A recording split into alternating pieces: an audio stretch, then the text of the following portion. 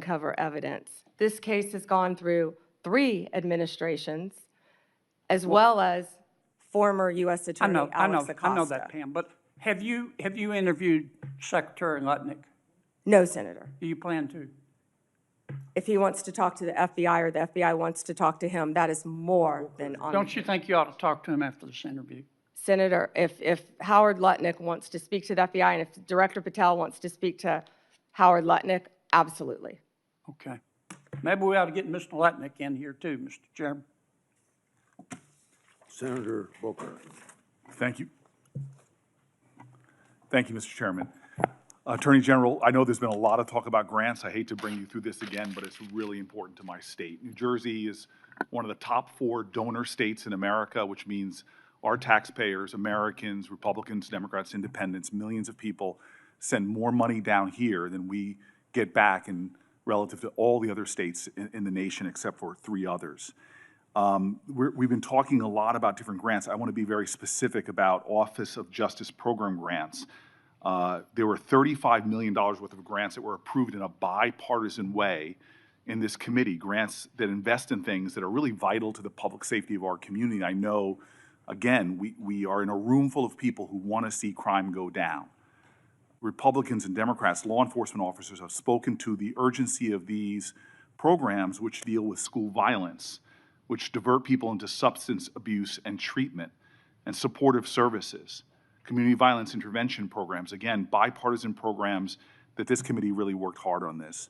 I've heard what you've said to others on the committee. I heard what you said to Patty Murray in an appropriations committee that members should reach out to you if they want those grants reinstated. I've written letters, but I am hoping that you and I can have a conversation. $35 million of frozen funding for public safety that the people of New Jersey, Democrats, Republicans, and Independents, really invested in those resources, those programs, and those nonprofits who were expecting those grants often made outlays and are now really in a lurch. Can we talk about those grants and the restoration of them, please? Yeah, and Senator Booker, I had stated earlier that yes, we did terminate grants. We have an appeal process. We have turned some back on. We are appealing. We are looking at some. Some we have denied. Some are still pending. I believe we have multiple appeals pending with New Jersey, and I would be happy to sit down with you and look at those appeals. I believe one is with the city of New Jersey. I know there are multiple ones pending, but of course, I would be happy to sit down with you or any senator or any House member and look at grants that have been terminated. I've been doing that, and I would welcome that. But I will be the first one you sit down with, correct? Absolutely. I'd love to sit down with you on that. I'll look at those tomorrow, Senator Booker. Thank you very much.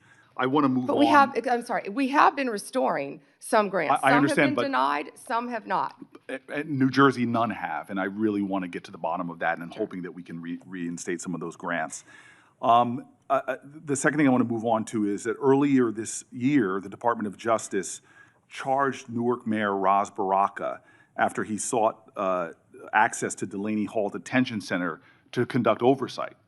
The charges on their face, to many of us, especially in New Jersey, were clearly baseless. Many people say they're politically motivated. And then the judge, the federal judge, admonished the prosecutors for even bringing the case. This is the quote from the federal judge. Federal prosecutors serve a single paramount client, justice itself. Your role is not to secure convictions at all costs, nor to satisfy public clamor, nor to advance political agendas. The federal judge went on to call the charges embarrassing and a worrisome misstep. Mayor Baraka was arrested that day on the scene, and I know you understand this, to arrest a mayor of a major city on charges that were called by a federal judge embarrassing and a worrisome misstep is very concerning to me, and I think should be to the whole committee. A recently released video shows a federal agent telling fellow officers that the decision to arrest Baraka was, quote, per the Deputy Attorney General of the United States. And I'm assuming that person is Todd Blanche. This is evidence to me that this decision wasn't made by people on the ground in the field, but by Maine Justice, that they were directing an arrest from DC on the scene. And it leads to the conclusion that this was a political decision, that the decision to arrest was not made by the people who were there on the spot. And I can assume that you can see how that's problematic to me. So I have questions not about the case, but really about how the decisions to arrest and charge Brooker and now MacIver, Congresswoman MacIver, were really made. Before this committee, I am saying that I'm going to submit these questions for the record, and I'm really hoping that we can understand how those decisions, as our oversight, how we're making decisions, especially for high-level officials in my state, the mayor of our largest city, the congressperson of that city, and I'm hoping that you can respond to those letters on the record. Yeah, and Senator, that matter is ongoing, and so I can't discuss it. As an attorney, you realize I can't discuss an ongoing matter. And I respect that. I guess I just want to know, and we'll leave this for the questions for the record about the decisions on how they're being made, not the case in itself. I want to move on. And again, I've heard your testimony so far. I know that there is data about violent crime in this city, but I'm really concerned about the application of Justice Department resources towards the challenges we have. You and I both know that about 11,000 Americans have been killed by a firearm just this year. The Department of Justice, according to the White House's own documents, as well as that of the conservative think tank Cato, have shown that there has been a significant movement of law enforcement resources away from many other issues and into immigration enforcement. And we are seeing that in that immigration enforcement, a lot of the people are not the violent criminals that we are really needing to rid our streets of. In total, according to the Cato Institute, you've reassigned 7,460 law enforcement away from their primary duties, investigating drug traffickers, prosecuting child pornography, targeting high-value white-collar criminals, and again, forcing them, this is according to the Cato Institute, into low-level immigration enforcement. This includes, in terms of gun violence, 1,778 agents from the ATF to this kind of immigration enforcement. The White House itself has said that they diverted 45% of all of agents in 25 FBI field offices to work on immigration full-time. As a person who worked very closely in my time as mayor with the New Jersey field office, that's really concerning given the other threats. But it doesn't end there.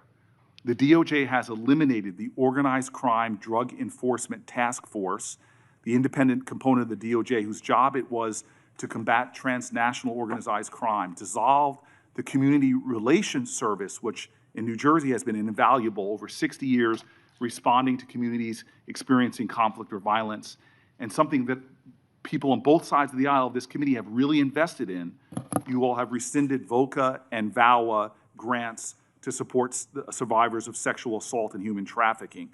There seems to be a disconnect here between the application of the resources of the Justice Department on the things that are most concerning when it comes to crime and where they're being directed instead. Senator Booker, first to OCDF. The most important point is that the work of OCDF is continuing. The executive office is being dissolved. We have said that, but the work of OCDF is continuing. The resources that were previously provided to law enforcement organizations through OCDF are now going directly to those organizations. I will assure you, no work will be sacrificed as a result of getting rid of the executive office of OCDF. The agents and the attorneys are working with Homeland Security. They're all working together as a unit. Okay, Attorney General Bondi, I'm running out of time, and I'm going to put some questions in QFRs, because again, this is conservative think tanks and others are pointing about literally over 1,000 people being taken off of things that I think would concern the public.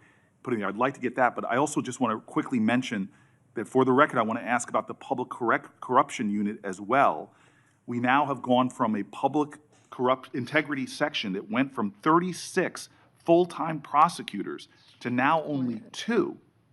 And yet we know, Democrats and Republicans, there is a real problem with public corruption in our country.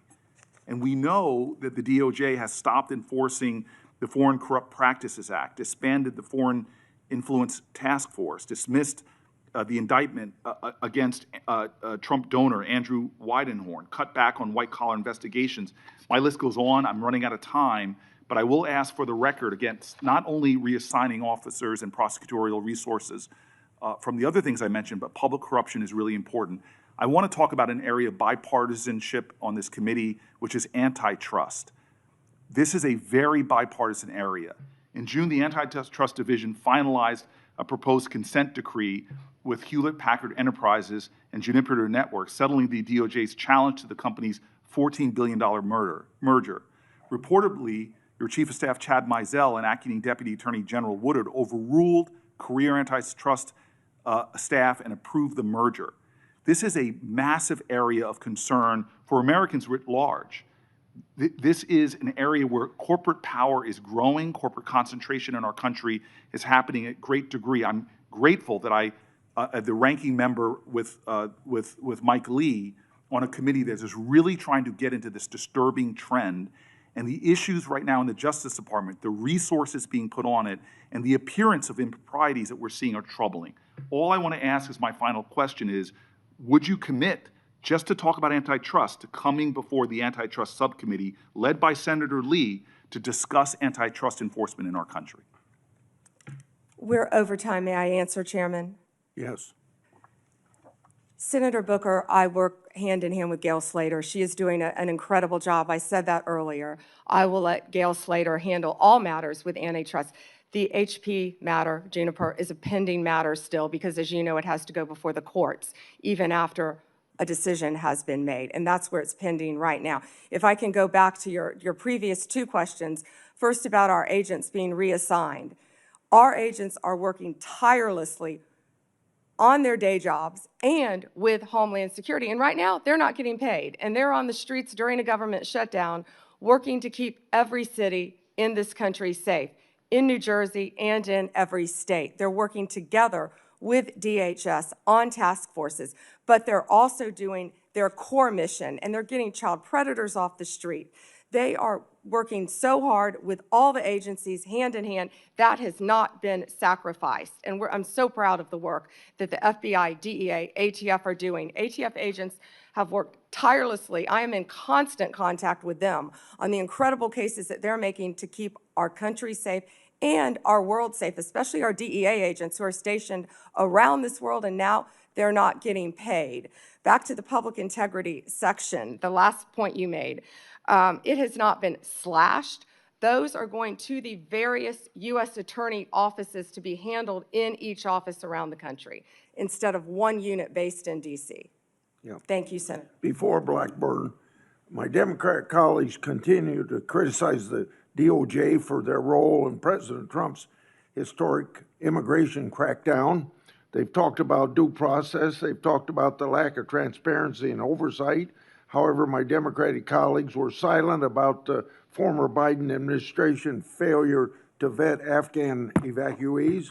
Instead of coming clean, the Biden administration dismissed and failed to answer my oversight request. Not a